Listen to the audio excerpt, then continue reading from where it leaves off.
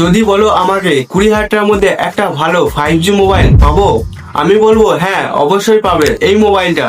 তাও পুরোপুরি 20,000 টাকাও লাগবে না, লাগবে মাত্র 17,499 টাকা। মোবাইলটার নাম Samsung Galaxy F36 5G mobile. এই মোবাইলটার মধ্যে থাকছে 6 বছরের সিকিউরিটি আপডেট এবং 6 বছরের ওএস আপডেট। এইটা স্যামসাং বলেই সম্ভব। না, সত্যিই থাকছে। তারপরেই ডিসপ্লের মধ্যে থাকছে সুপার অ্যামোলেড ডিসপ্লে এবং 50 মেগাপিক্সেলের মেন ক্যামেরা তো থাকছেই। তারপরে One UI 7 এর মতো ওএস আপডেট থাকছে। তবে এত কিছু থাকার পরেও মোবাইলটা তোমাদের ভালো না লাগতেও পারে। ভিডিওটা পুরোটা দেখো, বলছি কোনটার জন্য। সবার প্রথমে মোবাইলটার ডিজাইনটা দেখো। মোবাইলটার ব্যাক সাইডটা লেদার বডি ডিজাইনের সঙ্গে দেখতে পাবে।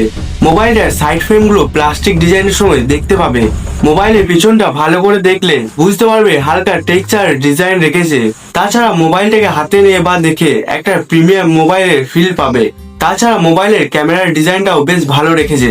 মোবাইলটার থিকনেস হলো 7.7 মিলিমিটার। তাছাড়া মোবাইলটাকে হাতে নিয়ে বেশ লাইট ওয়েট ফিল পাবে, কারণ মোবাইলটার মধ্যে 199 গ্রামের ওজন থাকছে। মোবাইলটাতে এই ভিগেল লেদার ডিজাইন থাকার জন্য মোবাইলটা হাতে নিয়ে বেশ ভালো রকমের গ্রিপ পাবে। তাছাড়া মোবাইলটা এই 3টি কালার অপশনের সঙ্গে পাবে।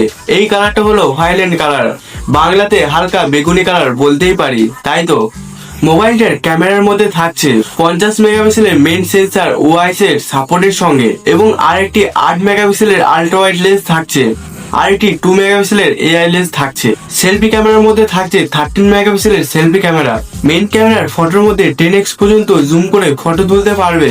আমি বলবো পোর্ট্রেট ফটোগুলো বেশ ভালো এসেছে, কারণ ফটোর মধ্যে এজ ডিটেকশনের প্রবলেম দেখা দেয়নি। তারপরে কালার ব্যালেন্স এবং স্ক্রিন টোন ঠিকঠাকই রেখেছে। মেইন ক্যামেরাতে তোলা এই ফটোগুলো দেখলে তোমরা বুঝতে পারবে ফটোর কোয়ালিটি আমি বলবো ঠিকঠাকই আছে।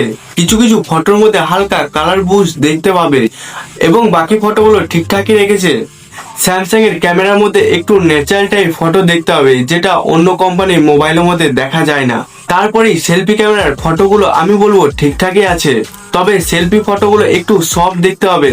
কালার টোন এবং ডিটেলস ঠিকঠাক আছে। মোবাইলটার ভিডিও রেকর্ডিং এর দিক থেকে সামনে ক্যামেরাতেও এবং পিছনে ক্যামেরাতেও দুদিকেই তোমরা 4K 30 fps এর ভিডিও রেকর্ডিং এর সাপোর্ট দেখতে পাবে। ক্যামেরার ফিচার্স এর মধ্যে অ্যাডভান্স নাইট্রোগ্রাফিক মুড পাবে। এর ফলে লো লাইটের মধ্যে বেশ ভালো কোয়ালিটির ফটো তুলতে পারবে। আরেকটি ফিচার্স হলো এআই ডেপথ ম্যাপিং। এই ফিচার্সটা বেসিক্যালি পোর্ট্রেট ফটোটা আরেকটু ভালো করার চেষ্টা করে। তাছাড়া মোবাইলটাতে এআই ফিচার্সে পুরো ভরিয়ে দিয়েছে। স্যামসাং এর যত এআই ফিচার্স দামি দামি মোবাইলগুলোর মধ্যে ব্যবহার করতো, সব ফিচার্স এই মোবাইলটার মধ্যে অ্যাড করে দিয়েছে। যেমন সার্কেল টু সার্চ এবং এআই মিউজিক সার্চ। এর ফলে কোনো মিউজিককে সার্চ করতে খুবই সহজ হবে। তারপর লাইভ গুগল জেমিনাই, আরো এক্সট্রা নতুন নতুন এআই ফিচার্স থাকছে মোবাইলটার মধ্যে। মোবাইলটার ডিসপ্লের মধ্যে থাকছে 6.67 ইঞ্চি full HD plus AMOLED display, Corning Gorilla Glass Victus plus সাপোর্টের সঙ্গে। তারপরে 120 হার্টজ এর রিফ্রেশ রেট থাকছে। তাছাড়া মোবাইলটার মধ্যে ভিশন বুস্ট টেকনোলজি ব্যবহার করার জন্য ডিসপ্লের কালার কোয়ালিটি একটু বেশি সুন্দর লাগে দেখতে। এই ডিসপ্লের সাহায্যে ইউটিউবের মধ্যে এইচডিআর ভিডিওর সাপোর্ট পাবে। আমি প্রথমে কি বলেছিলাম, একটা কারণের জন্য তোমাদের মোবাইলটা ভালো না লাগতেও পারে, সেইটি হলো মোবাইলটার ডিসপ্লের মধ্যে ওয়াটার ড্রপ নচ ডিসপ্লে থাকার জন্য। এই সময় এসে ওয়াটার ড্রপ নচ ডিসপ্লে কে দেয় ভাই? ডিসপ্লের কোয়ালিটি একদম ভালো বলবো, কিন্তু ডিসপ্লের ডিজাইনটা আমার ভালো লাগেনি। 5 হোল ডিসপ্লে ব্যবহার করলে একটু বেশি ভালো হতো। ডিসপ্লের চিন এবং বেজেল সাইজ মিনিমাল রেখেছে বলবো, তবে চিন সাইজটা একটু মোটা দেখতে হবে বেজেল সাইজের চেয়ে। মোবাইলটার স্পিকারের দিক থেকে সিঙ্গেল স্পিকার থাকছে এবং ডুয়েল সিম স্লটের অপশন পাবেন। তারপরে মোবাইলটার ডান সাইডে সাইড মাউন্টেড ফিঙ্গারপ্রিন্ট সেন্সরের অপশন পাবে।